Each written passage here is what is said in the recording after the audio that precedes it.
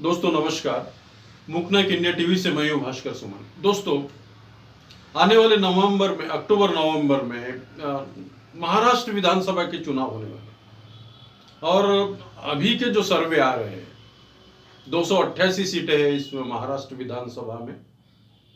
तो अभी के जो सर्वे आ रहे हैं उसमें बीजेपी की यानी हार दिखाई दे रही है। बीजेपी हारती हुई नजर आ रही है।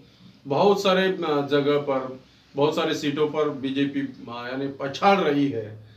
तो इसी को मद्देनजर देखते हुए बीजेपी ने अभी ये जो बागडोर है, चुनाव की बागडोर नितिन गडकरी के ऊपर डाल दी।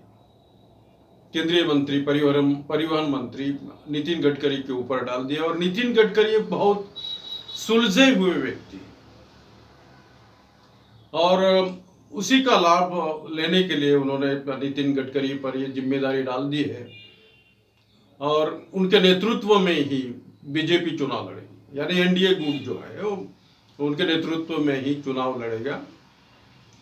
लेकिन क्या नितिन गडकरी बीजेपी को जीत दिलवा पाएंगे? ये सबसे बड़ा सवाल है, क्योंकि अभी के जो सर्वे आ रहे हैं वो बीजेपी के फेवर में नहीं और बीजेपी यानी कम से कम सीटों पर चुनकर आएगी और सबसे अधिक सीटें कांग्रेस और शिवसेना गुट, उद्धव ठाकरे के गुट को मिलती हुई दिखाई दे रही है।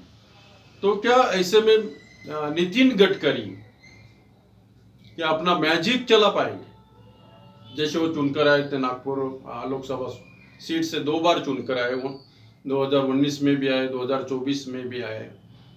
लेकिन क्या उनके मैजिक का असर इस विधानसभा चुनाव पर पड़ेगा? ये बहुत बड़ी बात है। ये उनका जो असर है, उनके इमेज का असर जो है कि इस विधानसभा चुनाव पर पड़ेगा और वो बीजेपी को जीत दिलवा पाएंगे। ये बहुत बड़ा सवाल अभी सामने आ रहा है और कुछ जानकारों का कहना है कि ये बिल्कुल कतई संभव नहीं है, क्योंकि जो जनाधार है, जो महाराष्ट्र का जनाधार है, वो कांग्रेस की ओर ज्यादा बढ़ता हुआ, महाविकास आघाड़ी की ओर ज्यादा दिखाई दे रहा है।